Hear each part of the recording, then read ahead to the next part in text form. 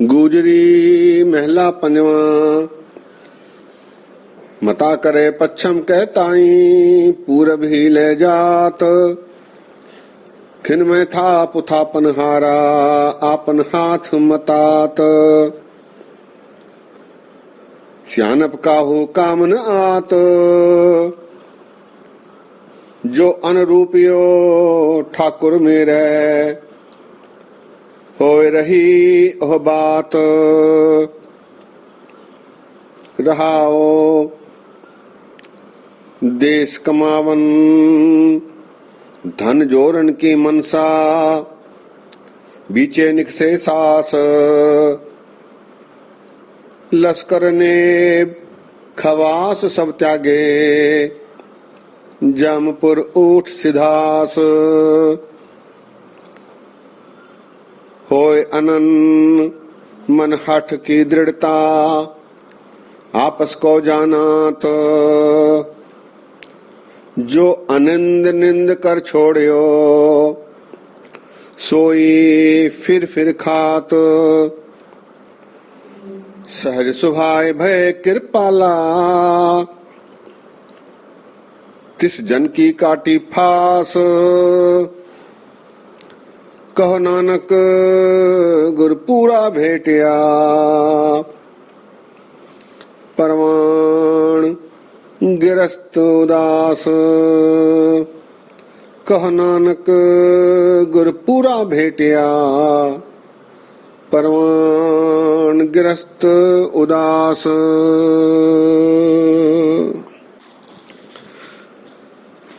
सत्कार योग सत्संगियों, वाहिगुरु जी का खालसा, वाहिगुरु जी की फतेह। ये शब्द गुरु अर्जन देव जी महाराज जी का राग गुजरी में गुरु ग्रंथ साहिब जी में 496 अंग पर शोभायमान हैं। इस शब्द में गुरु महाराज अर्जन देव जी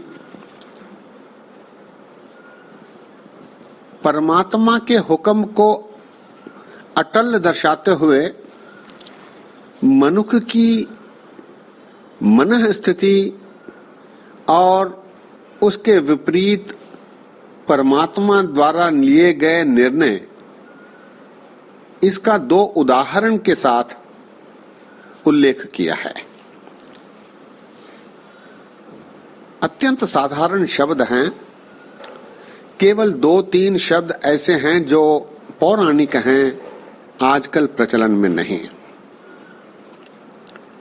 शेष सारा शब्द अत्यंत सरल है। आइए इस शब्द पर विचार साझे करते हैं। गुरु महाराज फरमा रहे हैं, मता करे पच्छम के ताई पूरब ही ले जात।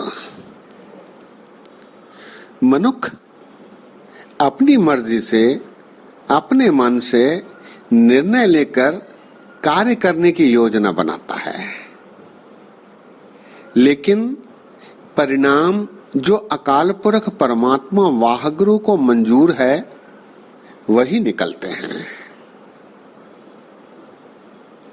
हुक्म अंदर सब को बाहर हुक्म न कोय। ये पंक्तियां जीवन पर्यंत मनुष्य के लिए चरितार्थ होती रहती हैं, लेकिन मनुष्य बार बार अपने मन की मर्जी से कोई निर्णय लेने की असफल कोशिश निरंतर करता रहता है। मता करे पच्छम के ताई पूरब ही ले जात। यहाँ उदाहरण है, मनुष्य निर्णय लेता है, मता करता है, मत रखता है कि वो पश्चिम की ओर जाएगा, पच्छम। मता करे पच्छम के ताई पूरब ही ले जात, लेकिन परमात्मा उसे पूर्व की ओर ले जाता है, क्योंकि परमात्मा का हुक्म ही अटल है। मता करे पच्छम के ताई पूरब ही ले जात। अगली पंक्ति में महाराज कहते हैं, खिन में थाप उथापन हारा, आपन हाथ मतात। परमात्मा क्षण भर में थाप देता है, रख देता है, उत्थापन कर देता है, उलट देता है। खिन में थाप उत्थापन हारा, आपन हाथ मतात। उसके हाथ में ही निर्णय है। मतात अर्थात निर्णय। मता करे पश्चिम के ताई, पूरब ही ले जात। खिन में थाप उत्थापन हारा, आपन हाथ मतात। अगली पंक्तियां रहाव के टेक वाली पंक्तियां हैं। सियानप काहू कामन आत, जो अनरूपियो ठाकुर मेरे, होय रही ओह बात। मनुष्य की सियानप कोई काम नहीं आती। उसकी सियानप धरी की धरी रह जाती है। जो परमात्मा अनुरूप करता है, उसके अनुरूप, उसके निर्णय के अनुसार ही बात पूरी होती है। सियानप काहू कामन आत, जो अनुरूपियो ठाकुर मेरे। ठाकुर अर्थात अकाल पुरख परमात्मा वाहगुरु। उसके निर्णय के अनुरूप ही बात होती है। जो अनुरूपियो ठाकुर मेरे, होय रही ओह बात। रहाओ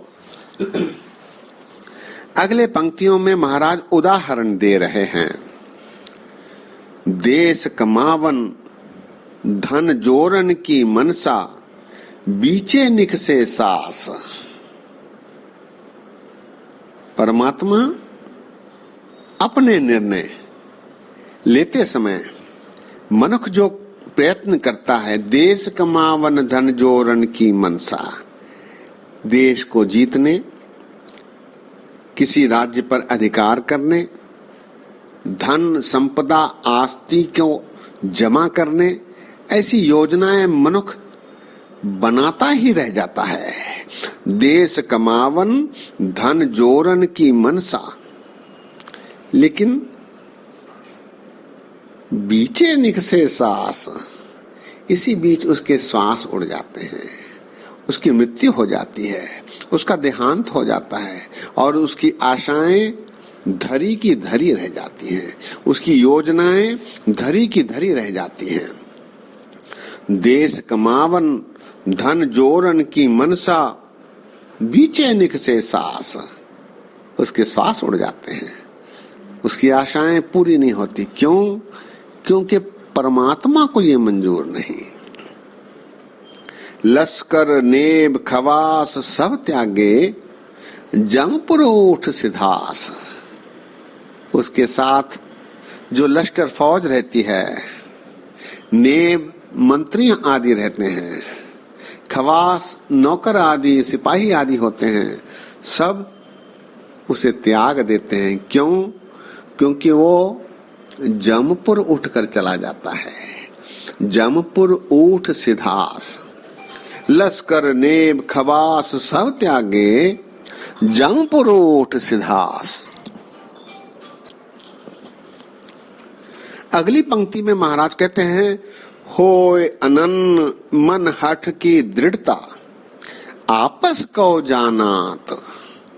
कुछ ऐसे चतुर मनुष्य होते हैं जो गृहस्थ त्याग कर, परिवार त्याग कर सन्यासी बन जाते हैं और एकांत में चले जाते हैं।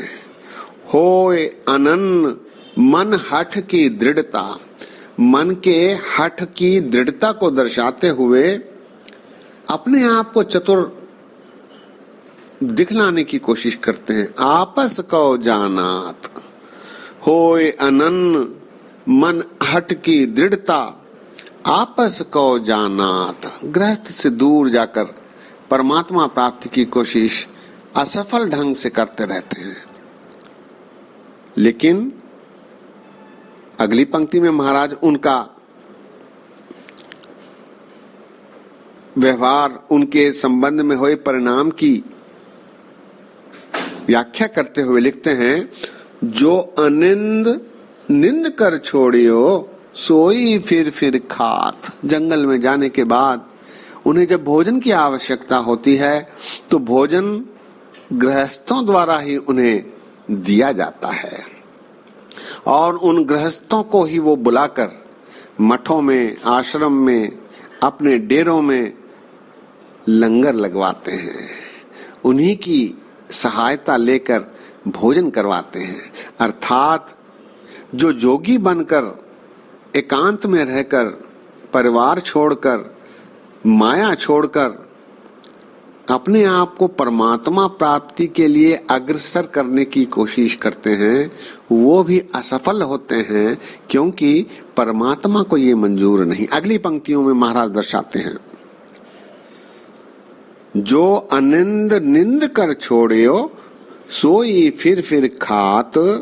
अंत में सहज सुभाए भय कृपाला तिस जन की काटी फास। गुरमत कहती है कि मनुष्य को सहज होकर जीवन यापन करना चाहिए। गुरु नानक देव जी महाराज ने 18 बरस तक करतारपुर में किरत करते हुए अपना जीवन व्यतीत किया और एक उदाहरण हमारे सामने रखा। गुरु अंगद देव जी महाराज मंजियां बुना करते थे, उस किरत से प्राप्त आय से वो अपना भोजन आदि करते थे। गुरु अमरदास जी महाराज लंगर में भी अपनी पत्नी द्वारा किरत किए हुई माया से लंगर मंगवा कर छका करते थे। इस प्रकार सहज रहकर, गृहस्थ रहकर, किरत कर कर कमाई करना श्रेष्ठकर है। इसको दर्शाते हुए महाराज कहते हैं, सहज सुभाए भय कृपाला।